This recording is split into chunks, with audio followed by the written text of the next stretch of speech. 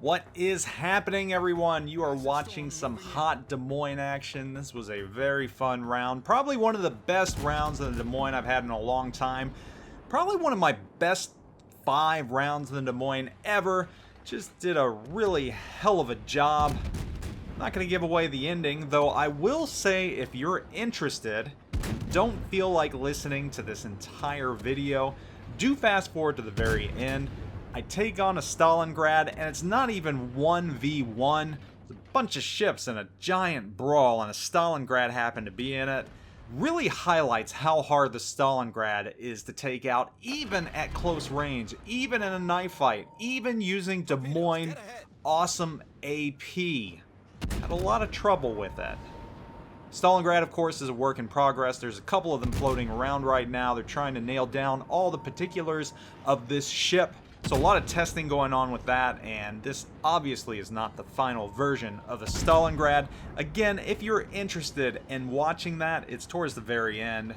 Hell of a brawl, though. A lot of fun. So, with that being said, on to the meat of this video. Summer is fast approaching, so it is time for the current state of World of Warships. Bum bum bum.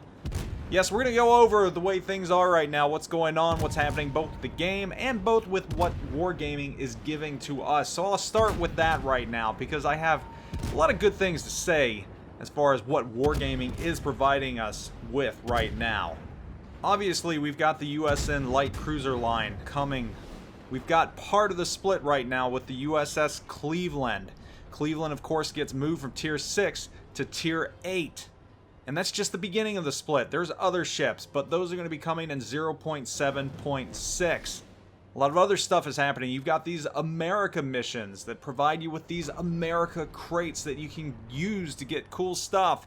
We're finally getting secondary flags for every single class of USN ship out there. So your aircraft carriers, your cruisers, your battleships, your destroyers will all be able to get that second flag. And on top of that, that second variant of camouflage. You can change up the colors on the camouflage. And while they don't look quite as cool as the blue that the IJN gets, it's still nice to have variety. You also have the ability to unlock another special commander. Good old Bull Halsey will be available if you complete all the missions. We've got another campaign. So complete the missions, get cool prizes, get super containers, get Bull Halsey, and there you go. Other cool things on the horizon that Wargaming has done. We've got a night battle coming. This will be by way of missions. This mission is in testing right now. I played it. It's a lot of fun, though it's pretty hard, so bring your A game to it. The night effects are really cool, though it's not dark night. I guess you can turn your gamma down, but it's still pretty fun, and it still looks neat, and hopefully they add this to the game in due time. A lot of premium ships that were unavailable in the tech tree line are coming back. Those are going to be popping up pretty soon. Again, like I said, Stalingrad's in testing. Kronstadt has been provided to us, so you can get that for free XP now. So just a lot of stuff coming our way. And to boot, I want to give Wargaming props because they have really upped their social media game. They've done a really good job with that. Their presence is a lot more pronounced right now, both in the little comics that they're giving us and the content. I'm going to tell you right now, if you've not seen their How It Works series, you really need to check it out because they go over stuff like how armor works, how penetration works, and they do it at a level that us community contributors cannot provide you because they've got a studio to do it. So totally worth watching. I mean, that's probably one of the best things that they produced in a long time. So if you haven't seen it yet, you're missing out. If you're new to the game, you need to check it out because you're going to learn a lot. And even if you've been playing for a while, you're going to learn a lot from those videos. So, those are all the cool things we've got right now that Wargaming's providing us with. Let's talk about the game in general. Let's talk about the state of World of Warships. And my, has the meta shifted right now. Things have changed a lot. And I want to say that part of it is due to the USN light cruiser split. Even though we only have the Cleveland right now.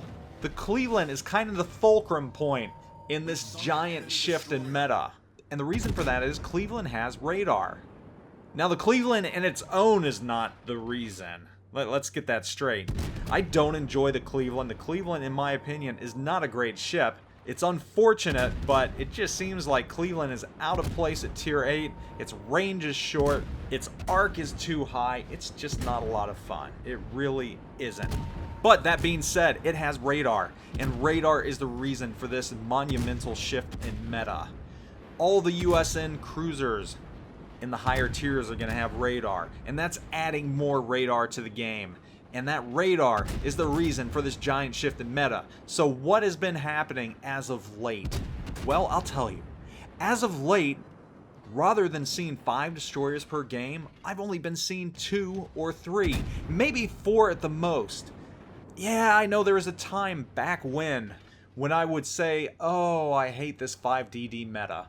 That meta is pretty much disappearing because of the radar, and I don't know that it's a good thing.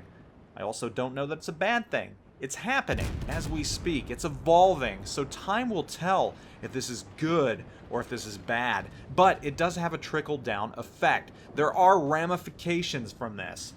There is no better time to be a cruiser main right now. And on top of that, if you're a battleship main, it's pretty comfy for you right now. If you're a battleship, you don't have torpedo soup to worry about quite like you used to. If you're a cruiser, there's a lot of you around. You guys hang out in packs, you sling HE. Fun times. If you're a destroyer, you're probably not that happy.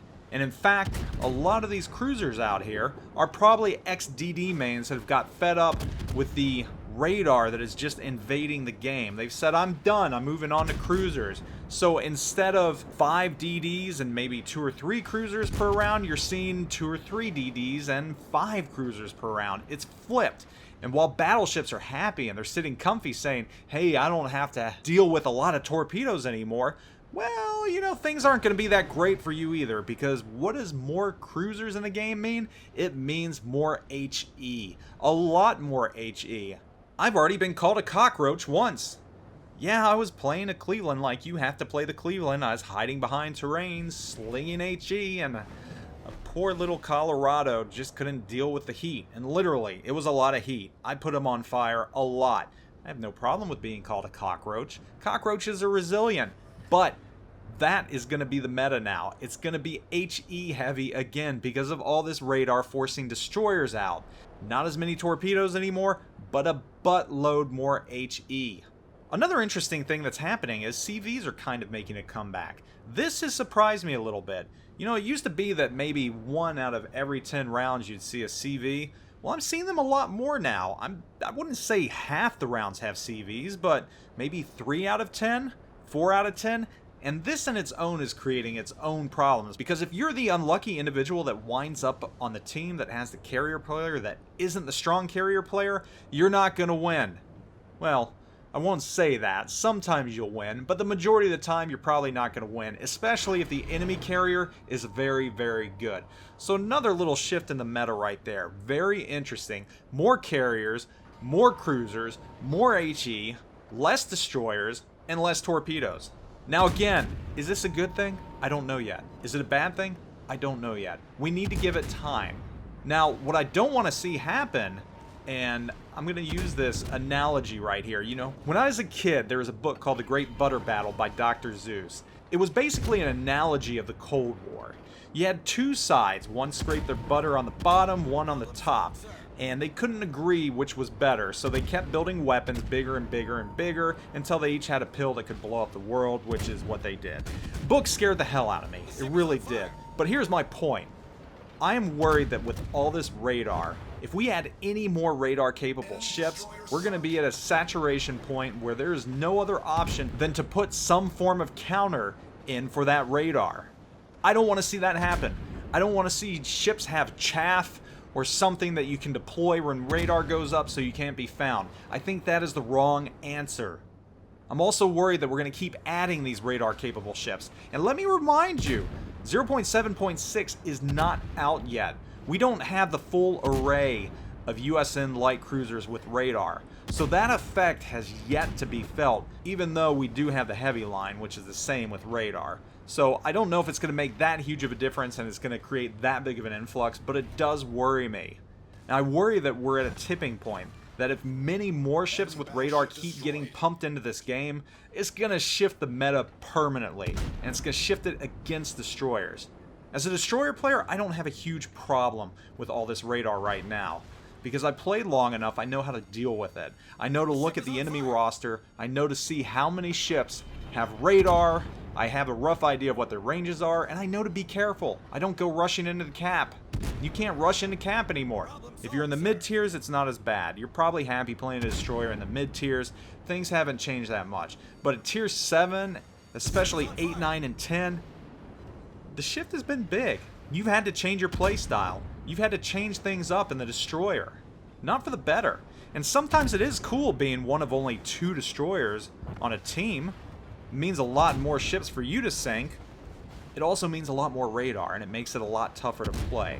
So I don't know if this is a good thing yet, but I do know that there is a ton of radar. And if we keep adding radar, destroyer players are just going to either switch to cruisers and increase the amount of HE that's getting slung, or they're just going to walk. I don't know. It's going to take time to see how this happens. Summer's here. You know, we've got a couple months. Let's wait a couple months and revisit this. But I definitely think it's worth keeping an eye on, and I really, really hope Wargaming is keeping an eye on this, because again, too much radar is a bad thing. And I know some of you right now probably think that there is already too much radar. Of course, that's in the eye of the beholder. We are close, though, and Wargaming fortunately decided not to put radar on the Grozavoy. That would have just been ridiculous, adding more radar to destroyers. I think of all the ships, destroyers should not have radar. I know we've got some out there that do. You've got your Pan-Asian destroyers, and fortunately a lot of players choose to go with the smoke. But still, I don't think destroyers should have any part of radar. I really think we should kind of tone down the radar at this point, look at other type of things that we can put on ships, just for the time being, wait for things to settle and see how the meta has shifted with the USN Light Cruiser line. I can tell you already from the past couple of weeks, it has shifted a little bit. Anyhow, that's the state of the game right now. You've got a lot of radar, you've got less destroyers playing, you've got more cruisers playing, which means more ships for battleships to blap, but you've also got a lot more HE flying at those battleships. So round and round we go, things are constantly evolving. I guess it's for the better depending on what type ship you play. If you're a destroyer, you probably feel it's for the worse. Again though, we'll revisit this though when fall comes around and see how things are going in the state of the game.